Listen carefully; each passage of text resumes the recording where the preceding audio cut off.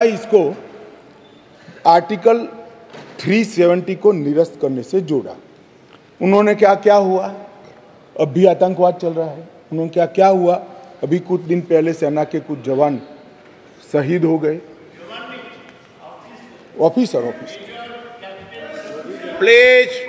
Officer जवान शहीद हो गए, कुछ घटनाएं भी हुई। मान्यवर, किसी ने भी नहीं कहा था कि आर्टिकल 370 जाने के बाद कश्मीर में आतंकवाद समाप्त हो जाएगा। सुनिए ना, सुनिए, अरे भाई सुनो ना। मैंने कहा था आतंकवाद का मूल आर्टिकल 370 के कारण खड़ा हुआ अलगाववाद की भावना है। आर्टिकल 370 जाने से अलगाववाद में बहुत बड़ी कमी आने वाली है और इसके कारण आतंकवादी भावनाओं में कमी आएगी। रिकॉर्ड की बात है भाई। अब मैं बताता हूं मान्यवर, 1994 से 2004, इसमें शासन पर मैं नहीं जा रहा, कालखंड बोल रहा हूं, कई शासन आए हैं। टोटल आतंकवाद की कुल घटनाएं 40,164 हुई। छोटी छोटी घटनाएं भी है, कुछ बड़ी भी है। 2004 से 14 मनमोहन सिंह सोनिया जी के शासन का समय आतंकवाद की घटनाएं 7,217 हुई, 7,270। और नरेंद्र मोदी सरकार में 14 से 23 तक सिर्फ 2,000 हुई। 70% की कमी आई है। और मैं थोड़ा और एक्सप्लेन करना मांगता हूं कि ये जो 2,197 आई है, इसमें से एक घटना का जिक्र है। 65% घटनाएं पुलिस की गई कार्यवाही के कारण अकर हुई है। मतलब कोई जगह पे सूचना मिलती है कि आतंकवादी छिपा है, पुलिस इस पर हमला करती है तो भी वो आतंकवादी मुठभेड़ मानी जाती है। इस प्रकार की 70% कमी आई है 2004 से 14 में और 14 से 23 में।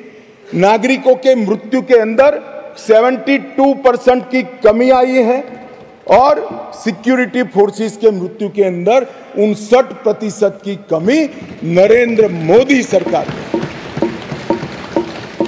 इसलिए मैं कहता हूं, मैं ठीक ही कहता था, अलगाववाद की भावना का मूल, उसका उद्भव स्थान आर्टिकल 370 है, वो जाएगा।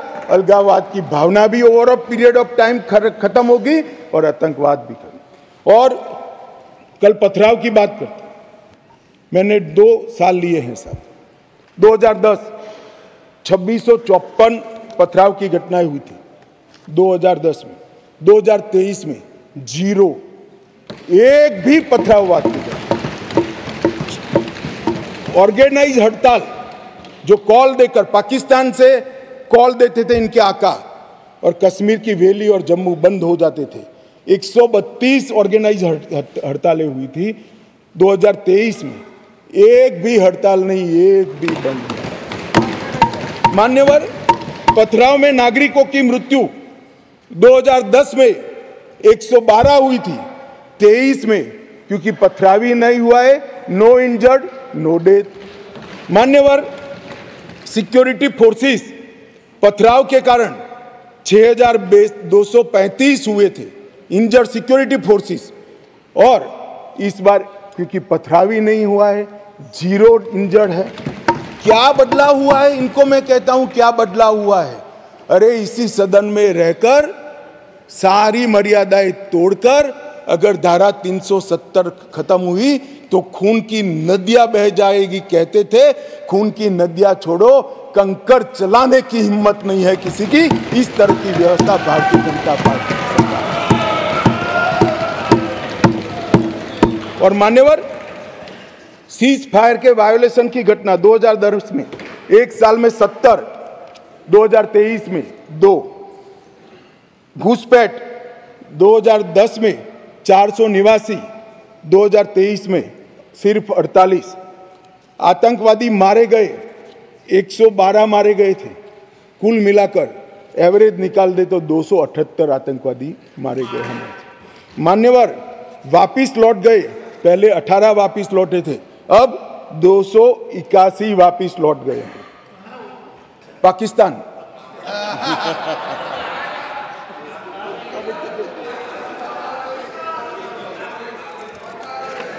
मान्यवर, और वो ऐसे ही नहीं हुआ है। जम्मू कश्मीर की लोगों की सुरक्षा और इनके जीवन की क्वालिटी सुधारने के लिए नरेंद्र मोदी जी के नेतृत्व में भाजपा सरकार ने अथक परिश्रम किया है। मान्यवर, गृह मंत्रालय हर माह यहाँ पर सिक्योरिटी रिव्यू करता है और हर 3 माह में मैं वहाँ जाकर सिक्योरिटी रिव्यू करता हूँ। मान्यवर, एक जीरो टेरर प्लान बनाया गया है जिसको हमने इम्प्लीमेंटेशन में लाया है। 3 साल से वो प्लान एक्शन में है। मुझे पूरा भरोसा है मान्यवर कि 24 के बाद फिर से मोदी जी आने वाले हैं। 26 आते आते जीरो टेरर प्लान 100% इम्प्लीमेंट होगा। मान्यवर, इसके साथ साथ कंप्लीट एरिया डोमिनेशन का प्लान बनाया है, वो भी 2026 तक समाप्त हो जाएगा। और पहले सिर्फ टेररिस्टों को मारते थे, हमने इसकी इकोसिस्टम को खत्म किया है। इसके साथ साथ टेरर फाइनेंस पर इकोसिस्टम को खत्म करने के लिए केस किए। एनआईए ने 32 केस किए, जिसमें कुछ पार्टियां बड़ा अरण्य रुदन कर रही है, हाय तौबा कर रही है। क्यों केस हो रहे हैं? क्यों इसलिए केस हो रहे हैं कि पाकिस्तान से पैसा आ रहा है, ये परमिटेड नहीं है, ये नरेंद्र मोदी सरकार है, ये नहीं चाहिए। एनआईए द्वारा 32 केस हुए, एसआईए द्वारा 51 केस हुए, 83 केस टेरर फंडिंग और फाइनेंस के हुए हैं। लगभग 229 अरेस्ट हुए हैं। 150 करोड़ की मूल्य की 57 प्रॉपर्टी को सीज कर नीलामी के लिए कोर्ट के सामने दस्तावेज रख दिए गए और 134 बैंक अकाउंट सील किए, जिसमें 122 करोड़ रुपया सीज हुआ है और 5.5 करोड़ रुपया कैश हुई है। और मान्यवर कहते थे क्या फर्क पड़ा है? अब्दुल्ला साहब बैठे थे। अब्दुल्ला साहब, आप जब मुख्यमंत्री पद छोड़े तब से लेकर मोदी जी प्रधानमंत्री बने तब तक 19 तक जम्मू कश्मीर में थिएटर नहीं चलते थे। पूरे देश को मालूम ही नहीं है, जम्मू कश्मीर में थिएटर नहीं चलते थे। धारा 370 खत्म होने के बाद 2021 में जम्मू कश्मीर में पहला थिएटर शुरू हुआ। 30 साल के बाद क्या परिवर्तन हुआ है पूछते हैं, इसलिए मैं कह रहा हूं कि ये परिवर्तन हुआ है। श्रीनगर में एक मल्टीप्लेक्स बना, पुलवामा, शोपिया, बारामूला, हंदवाड़ा 4 नए थिएटर खुले। 100 से अधिक फिल्मों की शूटिंग शुरू हो गई। जो फारूक साहब ने अंतिम देखा होगा, बाद में नहीं देखा होगा किसी ने, अब शूटिंग शुरू हो गई है। और लगभग 100 मूवी थिएटरों के लिए बैंक लोन के प्रस्ताव आज बैंक में पेंडिंग। ये मान्यवर इंडिकेटर है, थिएटर खोलने की स्थिति ही नहीं थी। क्यों बंद करने पड़े थे मुझे बताओ ना। ऐसा तो है नहीं कि जम्मू कश्मीर में कोई थिएटर पिक्चर देखना नहीं चाहता है, आराम से देखे जाते थे, मगर बंद करने पड़े थे। मान्यवर, लगभग कहते थे कि क्या हुआ था कि 370 खत्म करना पड़ा। 45,000 लोगों की मृत्यु हुई है और मैं मानता हूं ये 45,000 लोगों की मृत्यु की जिम्मेदार ये धारा 370 थी, जो नरेंद्र मोदी ने उखाड़ कर फेंक दिया। मान्यवर, ढेर सारे परिवर्तन जो पूछते हैं क्या हुआ, मैं इसका जवाब देने के लिए खड़ा हूं। मान्यवर, जम्मू कश्मीर और लद्दाख को पहले एक अलग संविधान, अलग ध्वज और एक जमाने में अलग राजधानी, 2 राजधानियां हुआ करती थी। श्यामा प्रसाद मुखर्जी ने जिस उद्देश्य के लिए जान दी थी, कुछ सदस्यों ने इसको पॉलिटिकल नारा कहा। ये पॉलिटिकल नारा नहीं है, ये देश की इच्छा थी कि इस देश में 2 संविधान न हो, 2 प्रधानमंत्री न हो और 2 झंडे न हो। देश का झंडा, देश का निशान एक ही होना चाहिए, एक ही निशान के तले पूरा देश है। और कुछ सदस्यों ने कहा हमसे वादा किया गया था। वादा किससे किया था? अंग्रेजों ने जो स्कीम बनाई थी आजादी के वक्त, कांग्रेस ने जिस स्कीम को अप्रूव किया, उसमें पूरा अधिकार महाराजा का था। देश भर में कहीं तो पब्लिक को नहीं पूछा गया, क्यों जम्मू कश्मीर में पूछना? और मैं वादे की भी बात करता हूं, चलो मान लेते हैं हमारे संविधान निर्माताओं ने वादा किया था, मगर आप आधा अधूरा पढ़ते हो इसलिए कंफ्यूजन होता है। इसके अंदर आर्टिकल 370 के अंदर ऊपर टेम्पररी प्रोविजन लिखा गया है। टेम्पररी का मतलब क्या होता है? आजीवन अधिकार हो गया ना जी? कब का जाना चाहिए था, हिम्मत नहीं थी, नरेंद्र मोदी जी ने हिम्मत करी और धारा 370 को समाप्त। कोई वादा खिलाफी नहीं। एक स्पिरिट जो संविधान का था कि आर्टिकल 370 टेम्पररी है, ये टेम्पररी का दिन ही नहीं आता था। मोदी जी ने 5 अगस्त को वो दिन ला दिया और टेम्पररी था वो चला गया। मान्यवर, पहली बार कश्मीरी, डोगरी, हिंदी और अंग्रेजी और उर्दू को राज्य की आधिकारिक भाषाएं बनाई। मान्यवर, राइट टू एजुकेशन एक्ट पहली बार, उसकी चर्चा होगी तब बताऊंगा, बैठ जाइए। भूमि अधिग्रहण और मुआवजे का कानून, forest right act, SC ST prevention atrocity act, whistle blower protection act, juvenile justice act और अल्पसंख्यक आयोग अधिनियम 1992 ये रोक कर रखे थे, वो अब लागू हो गए। असेंबली वहां की 6 साल की बना कर रखी थी, अब वो भी 5 साल की हो गई मान्यवर, और बड़े बदलाव हुए। मान्यवर, मैं आज कहना चाहता हूं, हम भी गए थे लाल चौक पर तिरंगा फहराने के लिए, रोक दिया था मोदी जी और हमारे उस वक्त के अध्यक्ष मुरली मनोहर जी गए और लाल चौक में तिरंगा फहराया था। मान्यवर, तिरंगा फहराने के लिए जद्दोजहद करनी पड़ती थी। आज हर घर तिरंगा, घाटी का एक भी घर ऐसा नहीं था जहां पर तिरंगा न फहरा। मान्यवर, ये बदलाव आज लाल चौक में सारे धर्म के त्योहारों को रंग चंग के साथ मनाया जाता है और सारे धर्म के लोग पार्टिसिपेट करते हैं। बंधारण संविधान की स्पिरिट को अब नीचे उतारा गया है। ये जो पूछते हैं क्या हुआ क्या हुआ क्या हुआ, मैं उनको जवाब देना चाहता हूँ। मान्यवर, मैं उनको जवाब देना चाहता हूँ, जब आर्टिकल 370 गया उसके पहले GSDP 1 लाख करोड़ था, सिर्फ 1 लाख करोड़। आज 2,27,927 करोड़ GSDP, सिर्फ 5 साल में डबल। रोजगारी ढेर सारी बढ़ी। पहले 94 डिग्री कॉलेज थे मसूदी साहब, अब 147 हो गई। IIT, IIM और 2 एम्स, सबसे पहला राज्य ऐसा है जहां 2 एम्स दिए गए, वो हमारा जम्मू कश्मीर।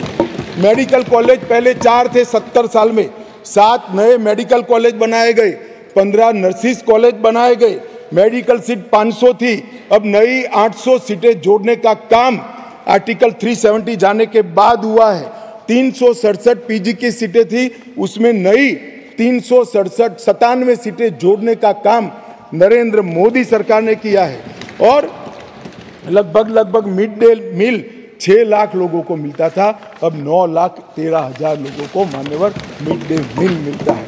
प्रधानमंत्री ग्राम सड़क योजना की एवरेज 158 किलोमीटर थी, अब 8,068 किलोमीटर प्रति साल हो गई। क्या हुआ है जो पूछते हैं, इनको मैं बताता हूं। मैं देता हूं जवाब।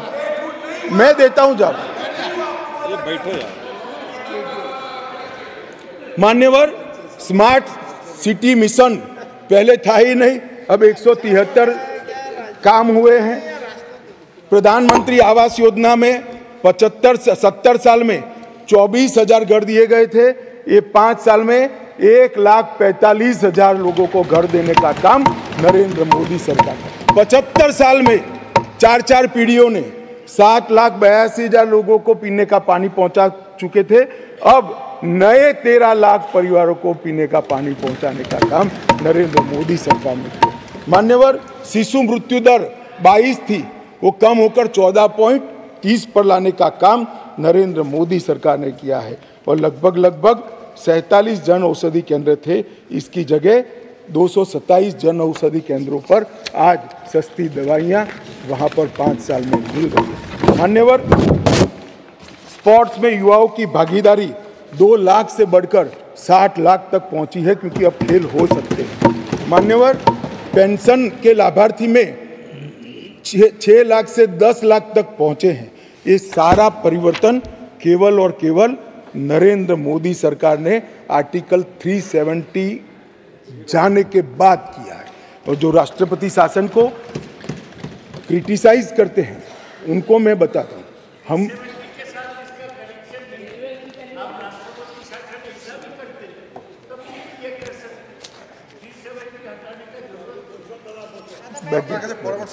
दादा, आप कई बार बंगाल में पहुंच जाते हो, यहाँ बैठे हुए 370 के कारण आतंकवाद घटा है।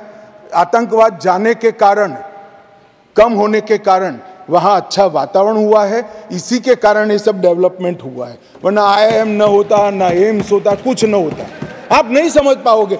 जब हमारा सरकार बंगाल में आएगा, वातावरण सुधरेगा और विकास होगा, तब मालूम पड़ेगा कि क्या परिवर्तन है।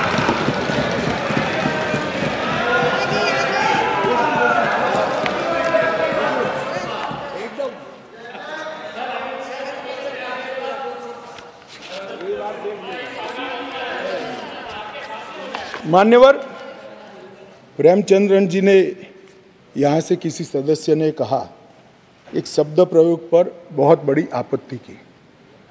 मैं वो शब्द प्रयोग की अनुमोदन करने के लिए आज मेरी बात कहना चाहता हूँ। मैं वो शब्द प्रयोग को सपोर्ट करना चाहता हूँ। वो शब्द प्रयोग था नेहरूवियन ब्लंडर। नेहरू के समय में जो ब्लंडर हुआ था, इसके कारण कश्मीर को भुगतना पड़ा। मैं मान्यवर इस सदन में खड़ा रहकर आपके आसन के सामने जिम्मेदारी के साथ कहता हूं कि 2 बड़ी गलतियां जो पंडित जवाहरलाल नेहरू के प्रधानमंत्री काल में हुई, उनके लिए गए निर्णयों से हुई। इसके कारण सालों तक कश्मीर ने सहन करना पड़ा। एक सबसे बड़ी गलती, जब हमारी सेना जीत रही थी, पंजाब का एरिया आते ही सीज फायर कर दिया गया और पाक ऑक्यूपाई कश्मीर का जन्म हुआ। अगर सीज फायर 3 दिन लेट होता तो पाक ऑक्यूपाई कश्मीर आज भारत का हिस्सा।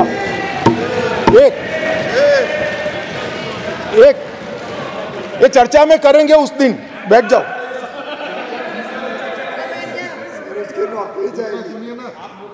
चर्चा है ना पूरा दिन। मान्यवर, और दूसरा,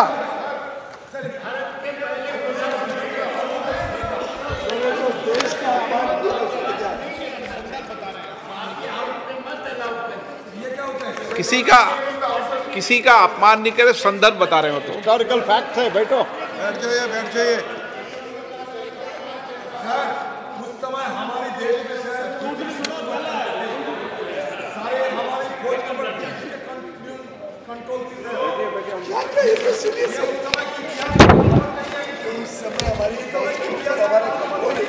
नहीं तो आपको कैसे मालूम हुआ इस वक्त का? मान्यवर, अभी तो एक ही कहा है, दूसरा तो सुने। फौज का कंट्रोल नहीं था। बैठ जाओ। जब आजादी की लड़ाई थी, आप कहाँ थे? क्या आपको पता चलेगी? मेरा जन्म नहीं हुआ था।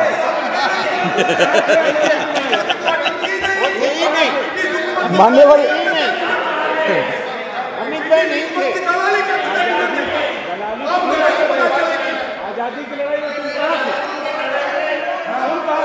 अरे तो माननीय गृह मंत्री जी ने, एक मिनट प्लीज दादा, माननीय गृह मंत्री जी ने ऑफिशियल स्टेटमेंट दे दिया था कि आजादी की लड़ाई के समय का पूरा स्टेटमेंट पोल में दे दिया। अभी फिर दे देंगे। बेटा सुनो, आप बता दो साहब इनको एक बार।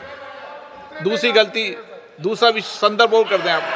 गलती नहीं, संदर्भ, सॉरी। मान्यवर, एक ही गलती बताने से इतना तिल मिला गया। नहीं, मैंने हटा दिया। मैं तो सिर्फ नहीं, ऐसा नहीं है। मैं सिर्फ 2 ही बताना चाहता हूँ। एक, पूरा कश्मीर जीते बगैर सीज फायर कर लिया, और दूसरा, UN के अंदर हमारे मसले को ले जाने की बहुत बड़ी गलती की। मान्यवर, मैं एक कोट अनकोट पढ़ना चाहता हूँ। मैंने बहुत सावधानी से आपके द्वारा उठाए गए बिंदुओं को देखा। एक पत्र का हिस्सा है। मैंने बहुत सावधानी से आपके द्वारा उठाए गए बिंदुओं को देखा है, लेकिन मुझे डर है कि मेरे विचार आपके नहीं सॉरी यूनाइटेड नेशन के अनुभव के बाद, मान्यवर, यूनाइटेड नेशन के अनुभव के बाद मैं इस निष्कर्ष पर पहुंचा हूं कि वहां से कुछ संतोषजनक नतीजे की उम्मीद नहीं की जा सकती। मुझे यह एक अच्छा फैसला लगा, इनटू ब्रैकेट सीज फायर, मुझे यह एक अच्छा फैसला लगा, लेकिन इस मसले को ठीक से नहीं निपटा गया। हम सीज फायर और विचार करके कुछ बेहतर मार्ग निकाल सकते थे। मुझे लगता है कि भूतकाल में हमसे द्वारा की गई गलती है। इसमें आपत्ति है? नहीं कर सकते, स्वयं जवाहरलाल नेहरू ने कहा है। अब मुझे क्या कह रहे हो? नेहरू ने स्वयं कहा है। मैं रेफरेंस भी दे देता हूं। Nehru memorial museum and library, Jawaharlal Nehru collection, JNSG 143 के अंदर स्वयं जवाहरलाल नेहरू का शेख अब्दुल्ला जी को लिखा हुआ पत्र के मेरी गलती थी। मैं सब किसी को कोट नहीं कर रहा।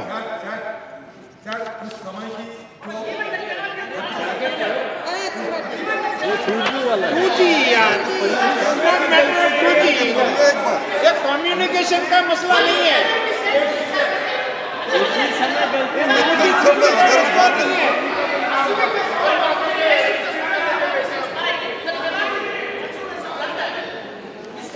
मान्यवर मिस्टेक बोल रहे उसको, इतना बड़ा कांड हो गया, देश की भूमि पे तुझे को लगता है सिर्फ मिस्टेक है। मान्यवर नहीं कर सकता। मान्यवर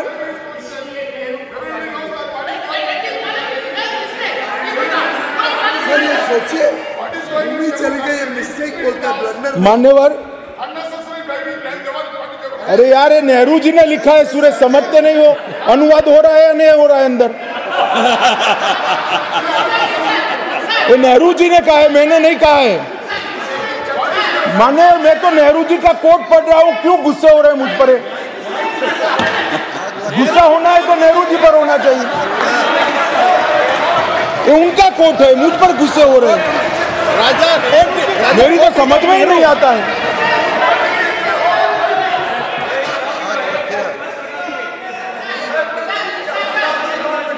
मान्यवर, ये खामखा मुझ पर गुस्से हो रहे हैं। मैंने जो पढ़ा है वो नेहरू जी ने स्वयं शेख अब्दुल्ला जी को लिखा हुआ है, और गुस्से होना है तो जवाहरलाल नेहरू जी पर उनको होना चाहिए।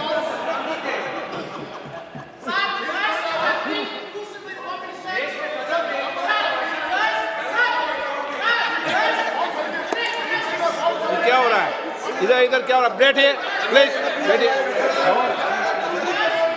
प्लीज, आप भी बैठिए, आप भी बैठिए, आप भी बैठिए। माननीय गृह मंत्री जी, सप्ताह झगड़ा निपट ले, ये राजा बोलेगा या गोगोई बोलेगा, कौन सा जी बोलेगा वो निपट ले, फिर उनको अनुमति देना।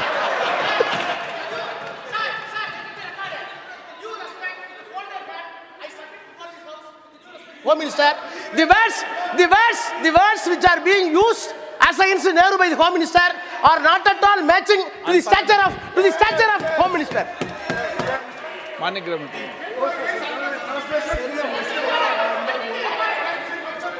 ओके,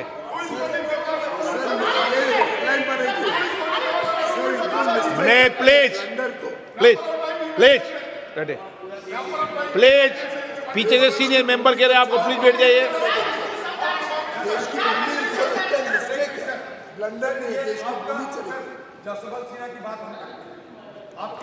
माननीय आपने बोल लिया था ना, मुझे रक्षा दीजिए, ऐसे नहीं होता है जवाब। आपने बोल लिया था, प्लीज। अरे आपने कोट किया है, बैठो अभी। माननीय गृह मंत्री जी, आपका रिकॉर्ड में जा रहा, बाकी रिकॉर्ड में जा रहा। मान्यवर, उस वक्त जब यूएन में मामला भेजना था तब भी निर्णय बहुत आनन फानन में लिया गया। मामले को संयुक्त राष्ट्र चार्टर के अनुच्छेद 35 की जगह 51 के तहत ले जाना चाहिए था। मेरा तो मत है ले जाना ही नहीं चाहिए, मगर ले जाना था। तो 51 के तहत ले जाना चाहिए था, इसकी जगह 35 पर ले गए। वो भी कई लोगों ने रिकॉर्ड पर सलाह देने के बावजूद भी निर्णय कर दिया गया कि अनुच्छेद 35 के तहत ले जाएंगे। और कुछ लोगों को मेरी भाषा, मैं क्या कर सकता हूँ, मैं तो इस देश की भाषा बोल